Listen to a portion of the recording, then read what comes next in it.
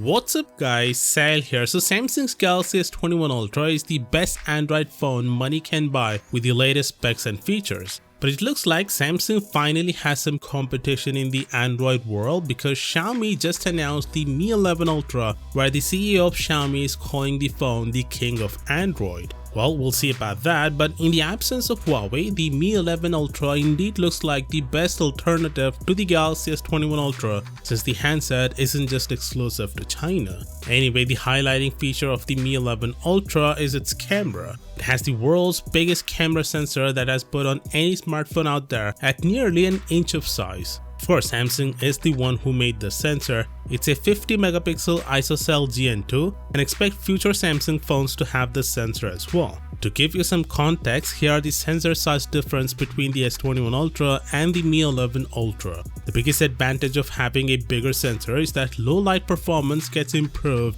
as the sensor can be able to get more light. Though we'll have to wait for an actual camera test between the two handsets to see if there's any difference between the camera in the real world, because the camera hardware is only half of the story. The software is as much as important as the hardware. Even though the Mi 11 Ultra can zoom in up to 120 times, which is more than what the Galaxy S21 Ultra can do, but Xiaomi is using a 5x periscope zoom camera instead of the 10x that Samsung is using on the S21 Ultra. So that means even though the Mi 11 Ultra has 20x more digital zoom than the S21 Ultra, but the quality should be much better on Samsung's phone. The rear camera bump also contains a 1.1-inch AMOLED screen with a resolution of 126 by 294. Xiaomi says it can be used to take selfies with the rear cameras. It can also function as an always-on display as well. Although you can essentially mirror whatever is on the phone's main display though, watching YouTube or checking emails on a finger-sized screen probably isn't ideal in my opinion.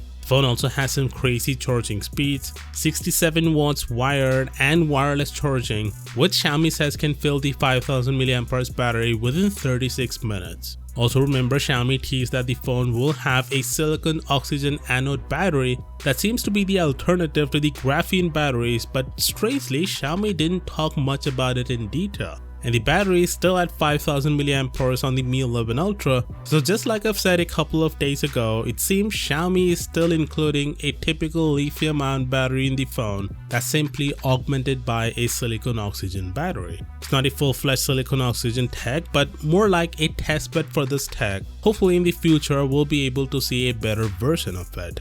On the front, the phone has a 6.8-inch Quad HD Plus resolution display with a 120Hz refresh rate. There is no mention of the LTPO display panel here, so I'm assuming it's an older LTPS display. There's Snapdragon 888 chipset, 5G connectivity and under-display fingerprint sensor. Basically every bells and whistle you would expect from a proper flagship handset. And at 1200 euros, it's a good alternative to the Galaxy S21 Ultra. But calling it the king of Android is a little far-fetched in my opinion. Anyway, let me know what you think about this down in the comments. And as always, I'll see you tomorrow.